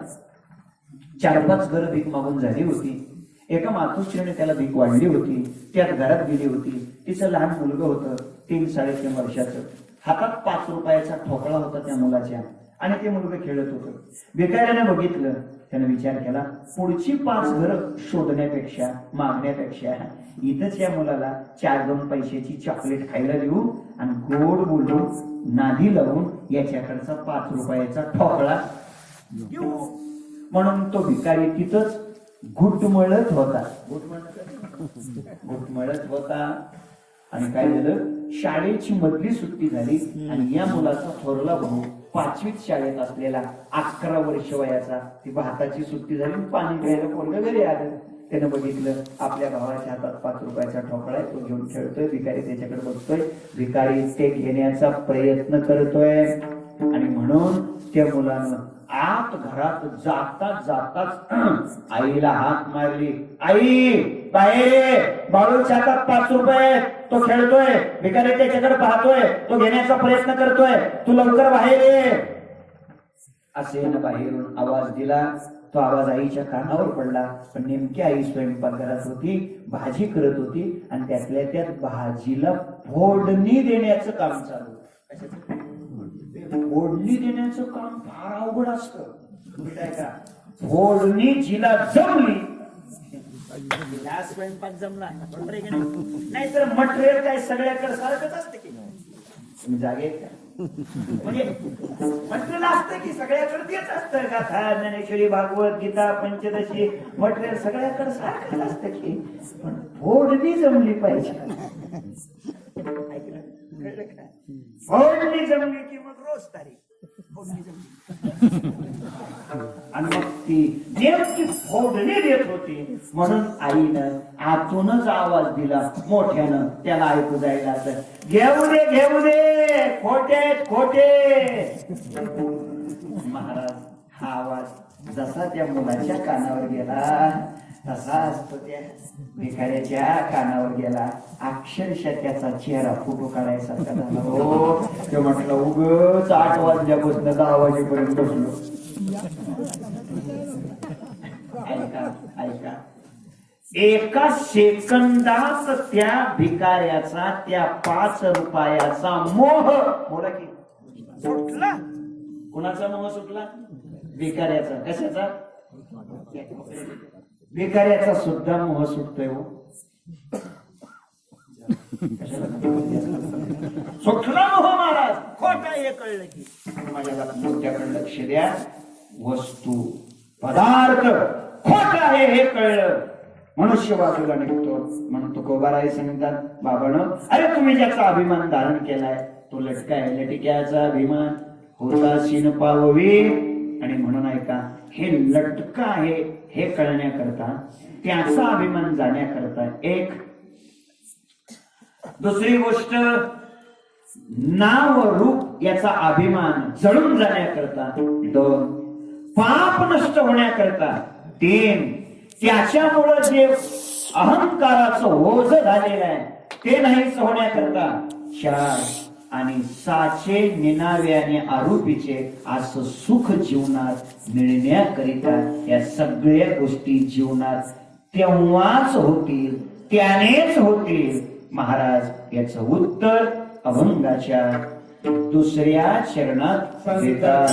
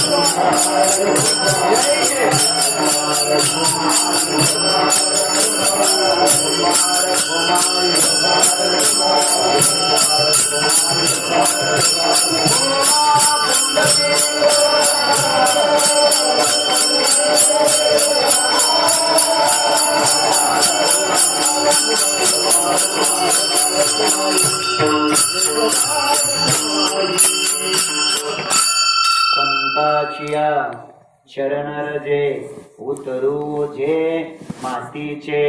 ऐका, तुकोबाराय अभंगाच्या 1ल्या चरणात सांगतात माझी पाप गाठीचे, 2ऱ्या चरणात सांगतात मातीचे, 3ऱ्या चरणात सांगतात लटके आणि शेवटच्या चरणात सांगतात साचे. काय गंमत आहे, काय क्रम आहे बघा. म्हणजे संतांची कशी अशी टप्प्याटप्प्याने जाण्याची सांगण्याची कशी स्थिती आहे बघा. ऐका, तुकोबाराय सांगतात, हे माती आहे, म्हणजे आपल्याला ही माती कधीच वाटत नाही, हे दुर्दैव. तुकोबाराय याला काय म्हणतात? माती. आपण मातीत गेलो तरी सुद्धा तरी माती म्हणत नाही, हे अडचण आहे. त्याला माती म्हणतात. तिसऱ्यांदा तर लटकच म्हणतात. आणि मग लटकं टाकून दिलं, माती टाकून दिली, पाक टाकून दिल्यावर शिल्लक राहतं साचे. साचे खरं शिल्लक राहत, तोपर्यंत शिल्लक खरं राहत नाही. साचे शेवट आहे, आरोपीचे निनावे शेवट आहे. आणि आरोपीचे निनावे भेटण्यासाठी नामरूपाला जाळलं पाहिजे. म्हणून ते नामरूपाचं फेकून द्या. एकंदरीत हे सगळं घडेल कधी? संताची या चरण रजे. इथं चरण रजे या शब्दाचा सरळ अर्थ आहे संत कृपा. संतांची कृपा झाल्यानंतरच देहाचा, रूपाचा, नावाचा, पापाचा अभिमान नष्ट होईल. शरीर माती आहे हे संताच्या कृपेनंच कळेल. संताच्या कृपेनंच हे लटकं आहे हे समजेल. आणि संतांच्या कृपेनंच सत्य, अरूप आणि निनाव सुख आपल्याला मिळेल. संत कृपेशिवाय हे शक्य नाही. मला संताची चरण रजे उतरो जे मातीचे. हे सगळं कुणाच्या जीवनात घडलं. एकच उदाहरण सांगतो, नुसतं नाव सांगतो. नारद महर्षीची भेट झाली, नारद महर्षीची कृपा झाली आणि या सगळा अभंग वाल्या कोळ्याच्या जीवनाला लावून टाका. अगदी सगळा. त्याला नावाचा अभिमान, रूपाचा अभिमान, पापाचं ओझ, लटक्याचा अभिमान, हे सगळंच होतं.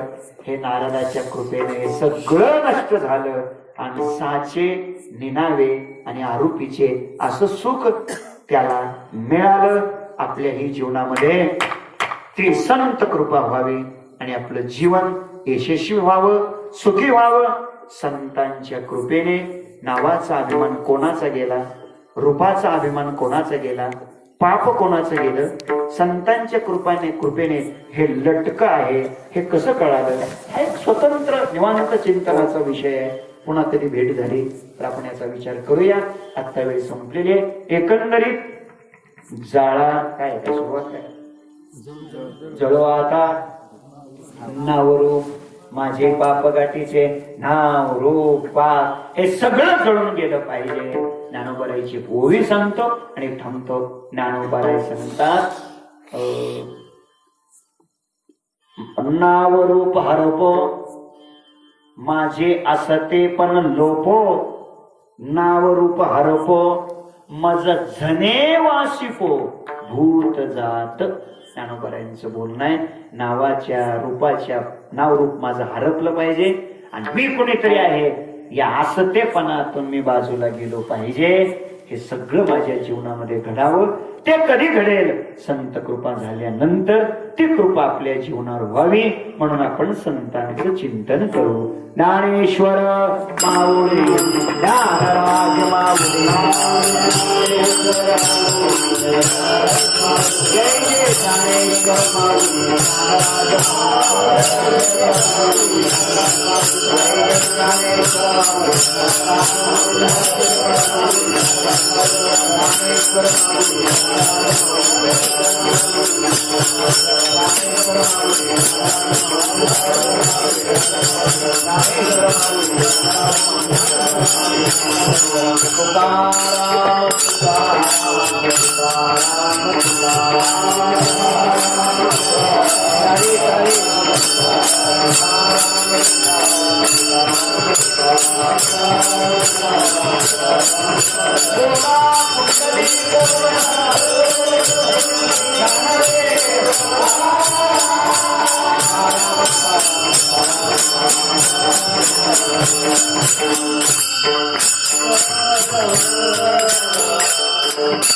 झालेली सेवा परमात्म्याच्या चरणी समर्पित करूया आणि कधीतरी संत कृपेनं आपलं जीवन या नावाच्या रूपाच्या अभिमानातून बाजूला जावं एवढी याचना आणि खरं सुख आपल्याला प्राप्त व्हावं अशी भगवत चरणी प्रार्थना करूया.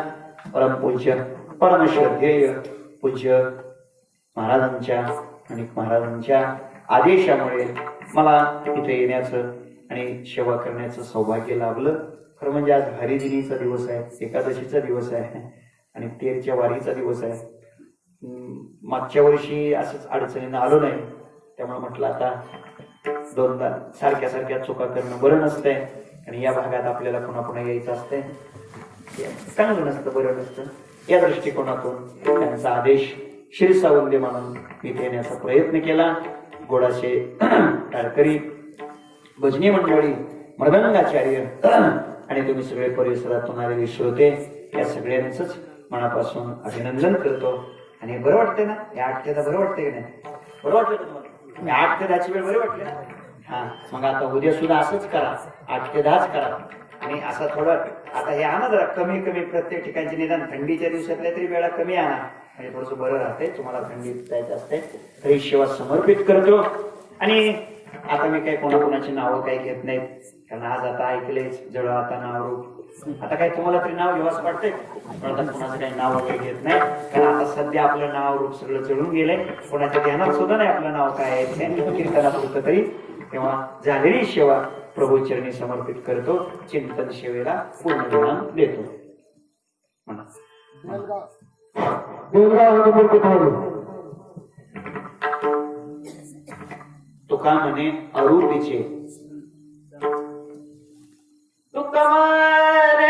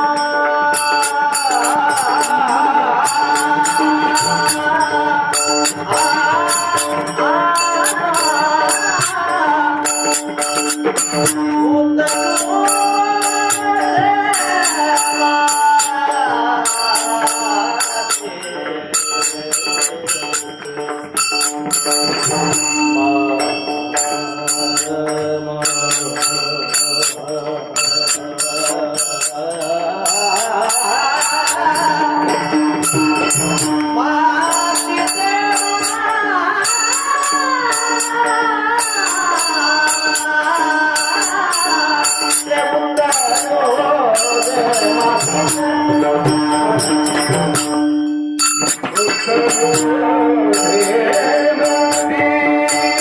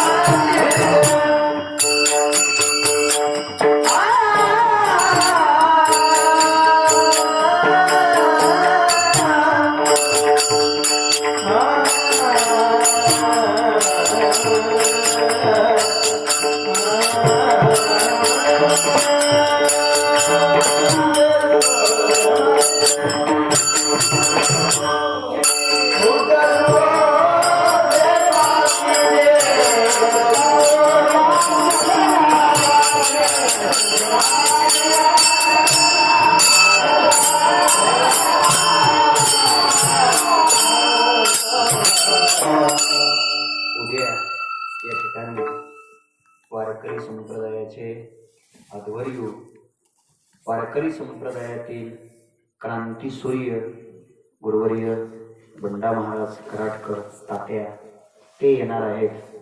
आणि उद्या संध्याकाळी परवा सकाळी असे 2 कीर्तनं त्यांचे आपल्याला ऐकायला मिळणार आहेत. आपण खूप मोठे भाग्यवान आहेत. मोबाईल आहे का तुमच्याकडे सगळं आहे ना? मोबाईलमध्ये जेवढे नंबर आहेत तेवढ्या लोकांना उद्या एक एक फोन करा, शेजारच्या पाजारच्या तुमच्या ओळखीच्या लोकांना, आणि उद्या बोलवा. आपल्या भागात एवढे फार मोठे महात्मे येणार आहेत. प्रत्येकाने कमीत कमी 10 माणसं तरी जास्त आणा. 10 लोक आहेत का ओळखीचे तुमच्या? हा, मग प्रत्येकाने 10 तरी लोक जास्त आणा, अधिकाधिक लोकांना. उद्या जरा सगळ्यांनी वारकरी संप्रदायाच्या पोशाखात उभं राहायचंय बरं का. उद्याच्या दिवस आपल्या इकडचं जाऊ द्यायची नाही, काय इच्छा आपली असं वेस्ट धोतर वगैरे उद्या असं सगळ्यांनी उद्या पॅन्ट धोतर उद्याचे दिवस बरं का. असं सगळे धोतरावर टाळकरी वगैरे असे दिसले पाहिजेत. आणि जास्तीत जास्त लोक आपण बोलवा. आणखीन चांगली शिस्त ठेवा की जेणेकरून त्यांना पुढच्या वर्षी यावं वाटावं असं आपण वातावरण तयार ठेवावं. आपलं भाग्य ते येत आहेत, त्यांचा लाभ आपण घ्या अशी विनंती करतो आणि थांबतो. विठ्ठल जय जय.